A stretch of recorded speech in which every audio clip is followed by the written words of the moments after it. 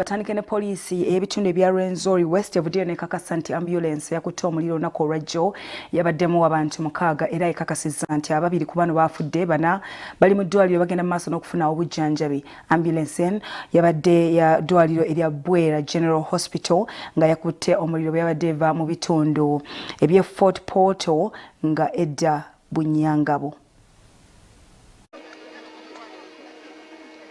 Emmotoka agafe mulago eyeddwaliro lya gavumenti erya Bwera General Hospital ekutte omuliro ku luguudo lwa Fort Portal Kasese e Bunyangabo ne mufiramu abantu babiri.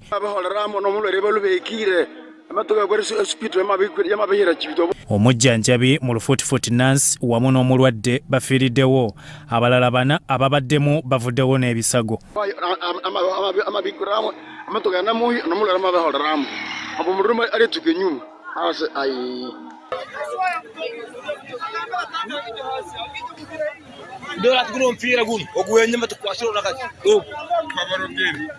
Abadde agivuga n'omu ku babadde bagendedde ku mulwadde n'abalala basimattuse omuliro era bano bajjanjabibwa ku ddwaliro lya Kibiito Health Center 4 e Bunyangabo.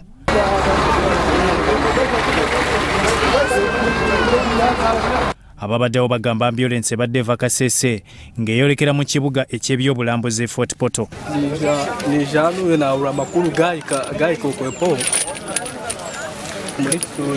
muri solire ngwine motoka ya saharu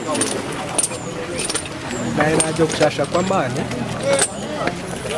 naye naija hano ya ndeba ecyaba hano harugudo kuka hano shanga hano emiramba ababahire babali babiri sizene obemazira kuyitse izere netsoro ebwekera hano tuhura kintu kyahulika tugamba tiketi yaba ambulance kayahulika jemera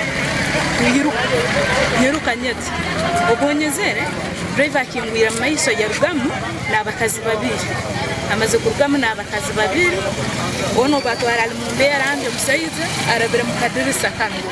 Kitegerekese omulwadde babadde bamuleeta kiruddu mu Kampala. Poliisi mu Rwenzori West ekakasizza nti ambulance ebaddemu abantu 6, 2 abafudde n'4 abakyali abalamu. Jirwe abantu abo abarungi abatubaire ntuneherango obundi obaraheka ha igwaliro kuru baraba kurungi tuganyira family yerugire mu omusaho owayehayireyo baitu nawe yasobora kuruga mumuro nabweki kibaire kizibu ekyamani. Addukanye eddwaliro lya gavumenti erya Bwera General Hospital Best Juliet Bakoko agamba nti ambulance ebadde mu mbeera nnungi nga bagisindise okunona omulwadde Kasese ku Kasese Hospital gwe babadde basindise ekiruddu. Byatumusime Gerard, Soroti TV, Omunyo.